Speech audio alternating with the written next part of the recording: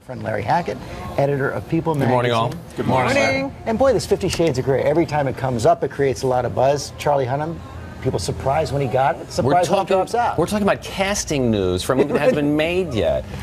Listen, they're saying he's too busy, and he very well may be too busy. There was a lot of heat when he was picked by people who sit online and say, no, he's not like the character Christian. It seems to me this has worked out for everybody. If the people who are making the movie want a mulligan, they got one if they want to cast somebody else. Charlie Hunnam, 2 months ago, who?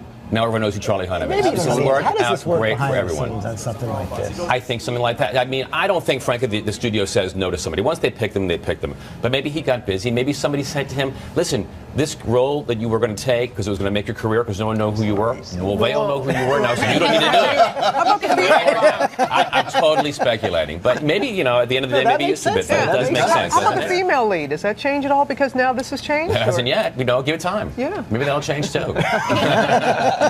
Last night, Oprah sat down with Robin Thicke on The Next Chapter, and that little thing about twerking came up. It did. From the VMAs. What was that, last year? No. I mean, it does seem that way. And Robin described what it was like for him out there.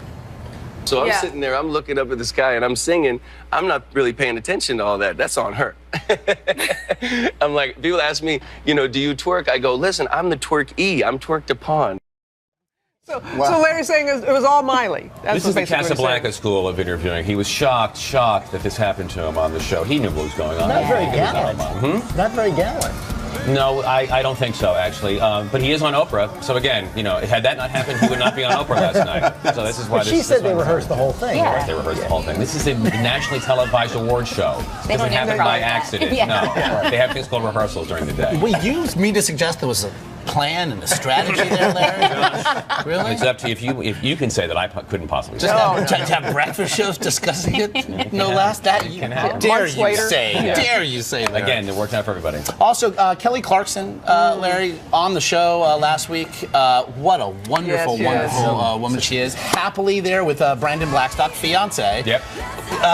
We're calling it baby fever. It sounds much more like a baby demand. It really does. December, yeah, we're going to get married. They're going to get married in the next couple of weeks or months, we know.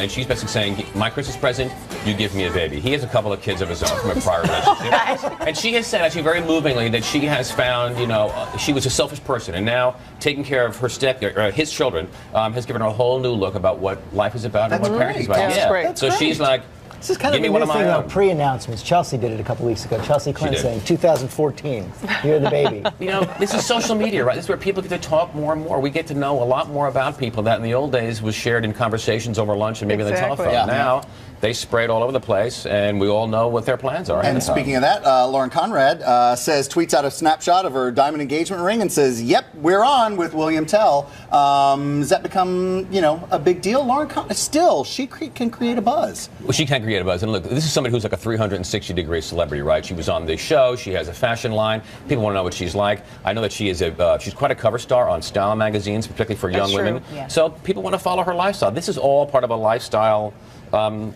you know, way of living, basically. And does her appeal spread out among, you know, farther than that group of kids who grew up watching her on the hills now? Has she got a wider spread? I think it may, but again, remember, she's 27 years old, she's getting married. There are millions of 27-year-old men and women who are also getting married. So, I mean, they're following each other's life pattern, I think, and that can be very, very exciting. That just need to say Greg Louganis? A man named William Tell. Yeah, Greg Louganis also did the wedding. Greg Louganis did the wedding, so we need to say congratulations. Yes, congratulations. That's awesome. Wonderful picture that was sent out, too. It looks fantastic. It does look good. Always good to see you there, Good to be Larry. here. Thank you.